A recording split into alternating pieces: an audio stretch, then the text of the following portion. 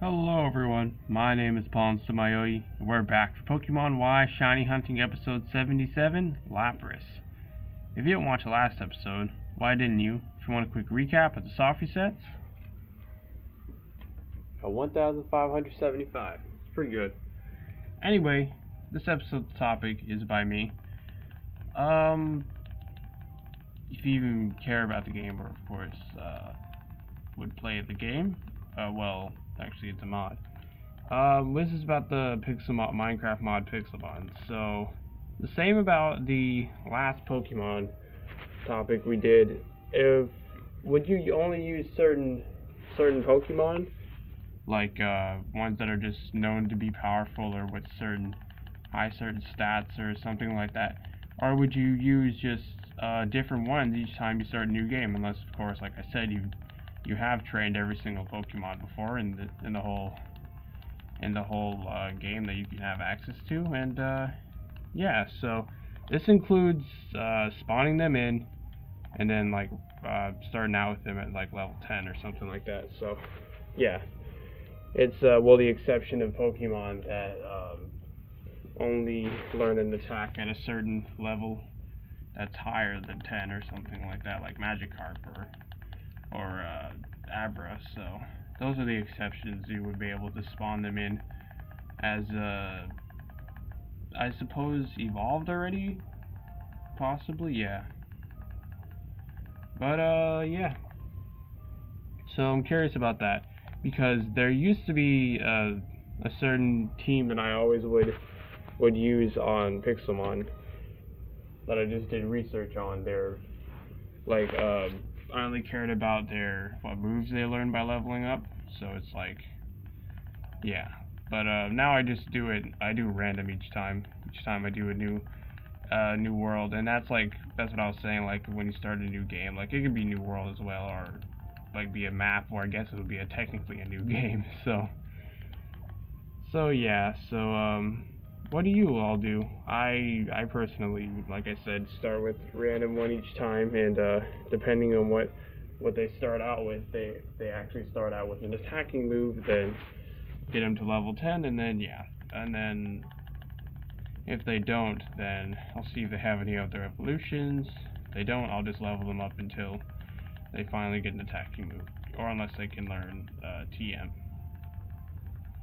That's the only exception where I'll use TMs besides getting through like the main Pokemon games or ROM hacks with the HMs, and for capturing Pokemon, like with put TMs on those, like False Swipe, I mean, and possibly other ones that will actually help catch Pokemon.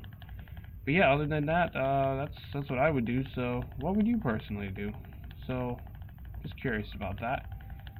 But anyway, yeah, so a lot of things.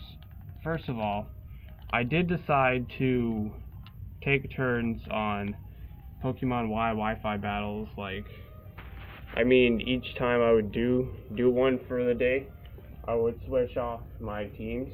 Like, technically Diggersby will be part of the capture helpers, although I'm not going to put it in the box there, because he has Super Fang, so he's technically a capture helper. So whenever I battle, I have him on my team. So currently I have 5 capture helpers in total. Well, a half of a capture helper, half on my main team, half capture helper.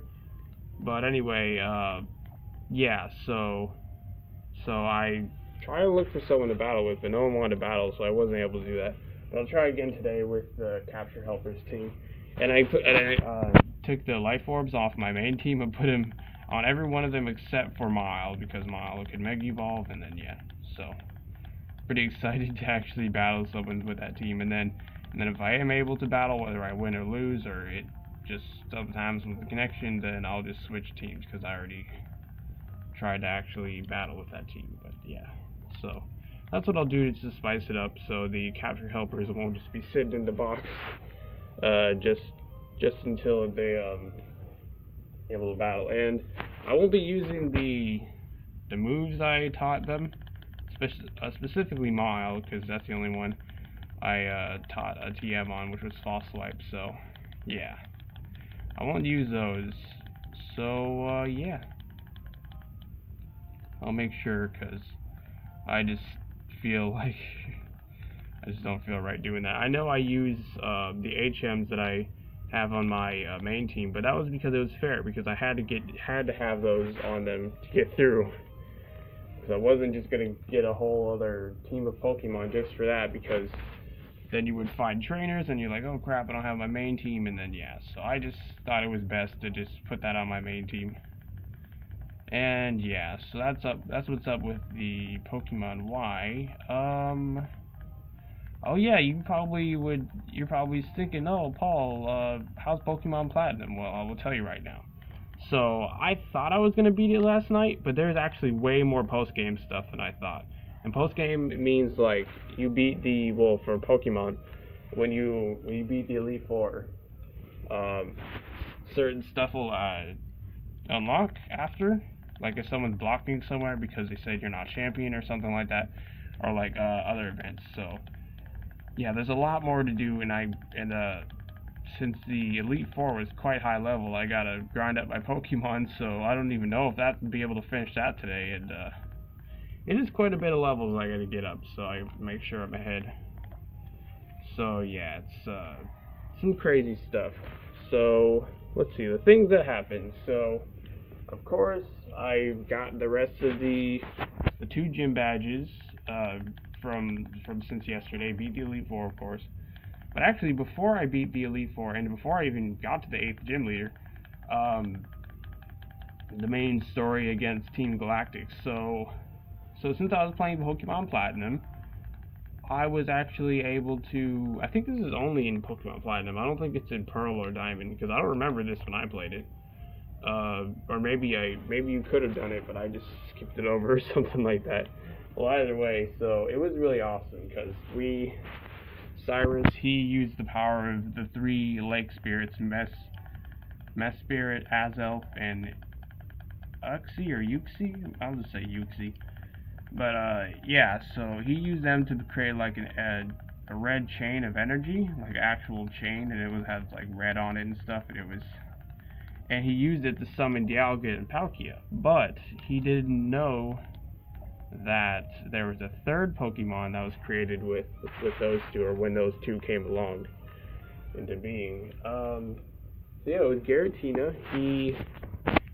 He just swallowed up Cyrus, and yeah, he went into his world, Giratina's world, the Distortion world. So we had to go in there. It was really cool. It was like probably the coolest experience I ever had in a Pokemon game. It's just like the Ultra Sun, Ultra Moon. We went to another dimension, and well, I assume you go into different dimensions in Ultra Sun, Ultra Moon, because it's kind of pointing towards that with the wormholes. I'm sure they're not just for the legendaries. That would suck if it were just for that. But yeah, I know those for Ultra Beasts too, like the new Ultra Beasts are just normal ones. But anyway, so yeah, so I went through the whole place. It was quite a puzzle to get through, and I thought I needed waterfall to get through there, because it was like there was a waterfall. I was like, oh crap, do I really need that? But I guess I was just going down it, so I was like, oh okay, that works. It looks like I was going up it, but it was actually going down, because it's like so weird, because it can it's so crazy. You should look it up one time. It's a really weird experience, but it's awesome at the same time. So anyway, I got through the whole place. I had to beat Cyrus again. He was quite tough. He had his strongest was level 48 Weavile, which was pretty tough. That thing was fast, and so was, what was the other one he had was really fast? He had Houndoom, which was like crazy. I had to use some of my Pokemon that was super effective against it. So I was hoping I could do it with just the one in front. I wanted to make sure they were all getting even and all that, even levels. But yeah, so that was crazy. Anyway, I beat him, of course. Then I went against Giratina, and he was like Giratina was level 47. It was in Sky Form. It was so cool. And when I was going through the Distortion world, I kept seeing the shadows of Giratina flying around, the shadow of it. So it was really awesome. It was like in the movie. It was really cool. But yeah, so anyway, so once I did that, I went to talk to Professor Rowan. I was like, hey, we're all good, and then he's like, oh, why not get the final gym badge in the Elite Four? I was like, oh yeah, if that one guy would actually move out of the way, because there was a guy before blocking the way to Sunshore Route or Sunshore City, and well, both of those actually. But anyway, he was like saying, oh, there's a black guy over there, and then yeah, I couldn't go there until now in the game, so yeah, I went through that, beat the gym leader, and the gym leader was actually pretty tough, electric type gym leader. I know it was the final gym, but geez, he was pretty tough. It was pretty crazy. He had an electivire, which is like level 50, I think, which was pretty insane. And what else did he have? He had some really, I don't remember what else he had. Yeah, I don't remember. But the main one I remember was the electivire, because, well, I was able to, I think, I don't know who I finished off that thing with. I don't know.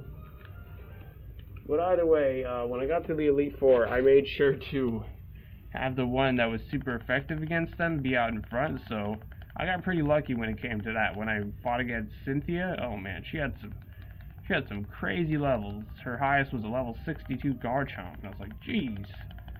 After seeing that, or I think it was 62, maybe it was 63. Either way, it was some crazy stuff. She was pretty tough.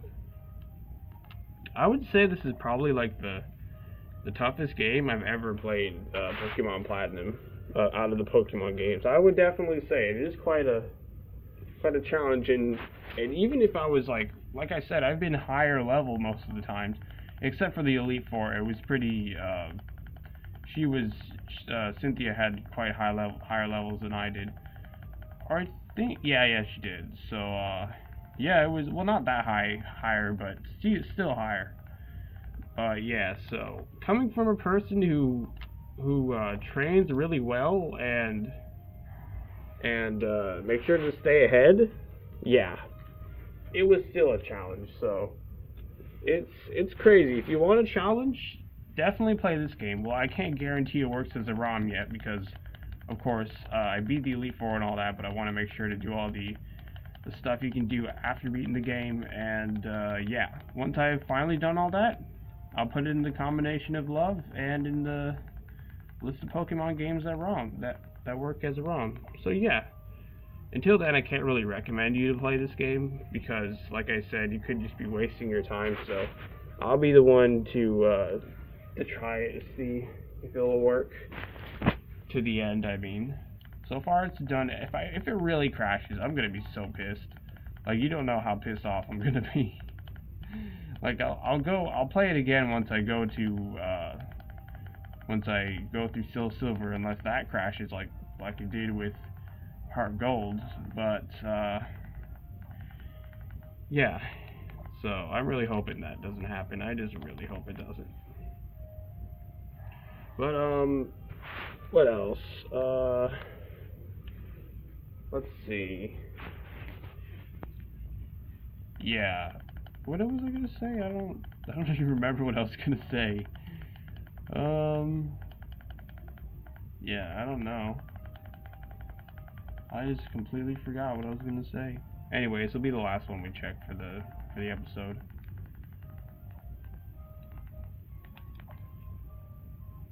Alright.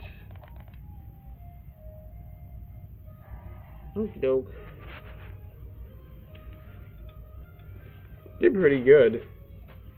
Finish off with 1,598 total. That's pretty good. Anyway, bye Lapras. I've been your host, PauLInstaMyooin, and goodbye.